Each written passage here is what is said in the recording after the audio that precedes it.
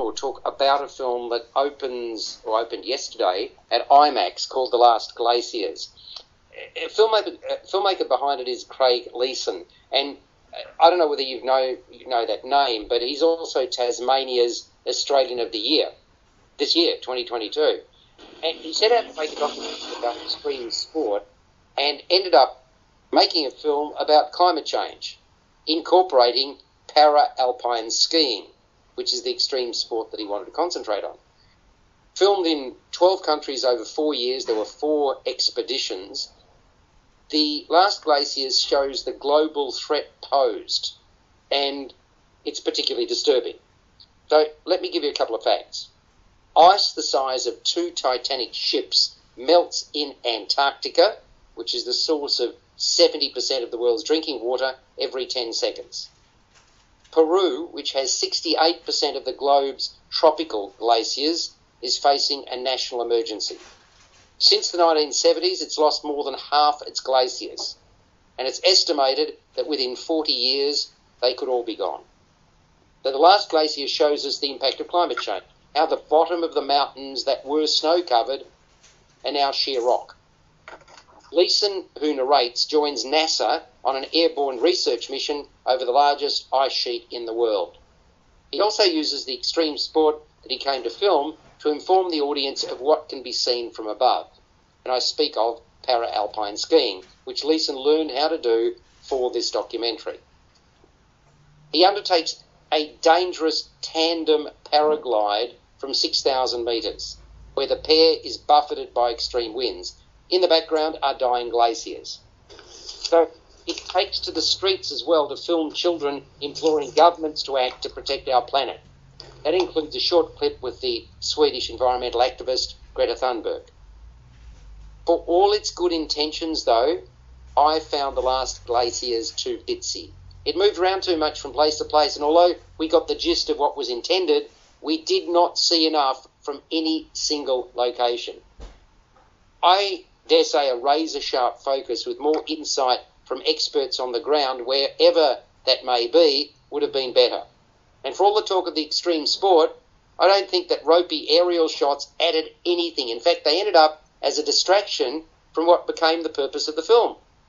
And I understand that the point behind making the doco changed when Leeson saw what he saw for himself, but then why not focus on obtaining the best shots possible? With IMAX, surely the finest cinematography should be the gold standard. Notwithstanding some spectacular imagery, there wasn't enough of it. And overall, I was disappointed. And that also had to do with the fact that the film became too technical. It needed to break that down into more everyday speak. As a narrator, I would have liked Leeson to slow down, especially when presenting the most salient facts. Let them breathe and resonate with the audience. So, notwithstanding the endeavour, The Last Glaciers is not compelling enough, nor family-friendly enough, Peter. Look, I think it's an important message that the film delivers. However, I tend to agree with you that it is overly didactic, and the way it is sort of edited into its 40-minute version. There is a 100-minute version of this film, not for IMAX, but for general release as a documentary. This 40-minute version tries to put together as much about the environmental impact as well as the paragliding that's part of the film as possible in this very rigid sort of format which can't go any longer than 40 minutes for IMAX purposes. Look, I think there is a lot to admire in this film and the messages that Craig Leeson does present in the film. However, I did find that it was overly academic and didactic for my liking. For if it was designed, as he says, for a younger audience to get them really motivated to do something about what's happening with climate change. So a brave attempt, not necessarily the best version attempt of getting this message across, but certainly it looks great on the big screen. I just wish it was... Does it really look great? Some shots look great. What did you think about the ropey, we're not talking a horror movie here. Well, we are, because of the climate dying, but I mean, those shots from the helmet, what what did they show us? A lot of the time, you couldn't even make out what it was showing you. Well, it gives you that immersive quality because he was learning to overcome his fear of heights, and you get that experience of what he was seeing and feeling. His fear of heights. Make a film about climate change. Fine. Make a film about extreme sport. Make it a separate film. Well, the 100-minute version of this film covers both of those in much more detail. You've seen that? No. I've just had a reference to it from the IMAX people who told me about that. Yeah, I heard about that as well, but I can only judge what I saw. And if this is the cut-down version, then, yeah, I just hope that the 100 minutes is a lot more compelling. What did you think of it, Dave? Look, I thought that the message behind the film was really compelling, but my biggest issue with this film was that it wasn't shot on IMAX cameras, and a lot of the GoPro footage actually comes across quite blurry on the IMAX screen. And I know that they did run into issues with this film, including their cinematographer sadly passed away while practicing some of the stuff for this film, so they did lose their cinematographer while they were making the film. But I just don't understand why, when they decided, okay, we're going to do a different slant for this film, why wouldn't they have pitched that idea to IMAX and got an IMAX camera to have made it look watchable? Because there were times, and I was sitting closer to the screen than I normally would at IMAX, but some of the scenes were absolutely unwatchable.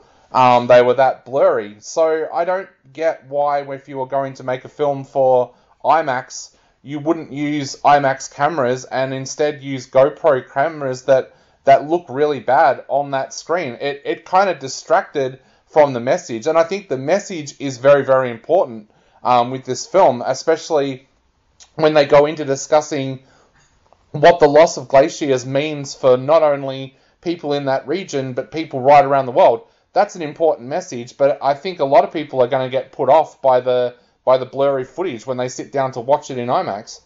Yep, I totally agree with you. What about you, Greg? I haven't seen it. Oh, okay, no problem at all. Look, it's funny because funny's the wrong word, but I actually spoke to the publicist the day before yesterday who took it all very well, because she sort of said to me, I'd like to know what you think of the film, and I gave it to her straight, and she appreciated the candour. I've got this huge admiration for Leeson. I think he's a remarkable individual. I really do. I just, it didn't engage me. I found it boring in parts, and the messaging, yeah, it hits us over the head with a message. I think it's a really important message. I don't disagree with any of it. But if this is meant to be aimed at 8-year-olds, 8-year-olds aren't going to be engaged by it. That's the thing that really upset me, I suppose, when I walked out. I thought, would I take my grandson, who's 7, and the answer is no. I wouldn't. He wouldn't be involved enough. And that's the whole point of the film, Peter, isn't it? It is. These docos are always meant for a younger audience. I'm not quite as averse to the visuals as you both are. I think that works reasonably well in terms of its storytelling. But yes, it's a film that's a bit of a compromise to some extent, and maybe the 100-minute version covers this much better. Yeah, I must admit, do you know where we can see that 100 minutes? Is that going to be released in cinemas, or it's going to be only online, the 100-minute version, Peter? I have no... Most likely online. I'll find that out, but I have a feeling that it wasn't going to be a cinema release. Yeah, look, having said that, if you... I can't remember the website, The Last Glaciers, is it lastglaciers.com or words... Look, just Google it, folks, The Last Glaciers, because... I totally agree with the rest of you that the messaging is critically important, and when they go around and they talk the kids who want the world to sort of pay attention, even that's given very short shrift in this particular film. Maybe the 100 minutes will give it a little bit more. So okay, score out of 10, Peter. Let's start with you. Look, I think it's an okay IMAX documentary, but it's not one of the best I've seen at all. 6 out of 10. Yeah, I would agree. I think this is one of the more disappointing documentaries. I'm giving it a 5. What about you, Dave? Yeah, I'm giving it a 5 as well. Albie Mangles used to get clearer shots when he was being chased by lions, so yeah, 5 out of 10 for me. Alrighty. Well, look, let me now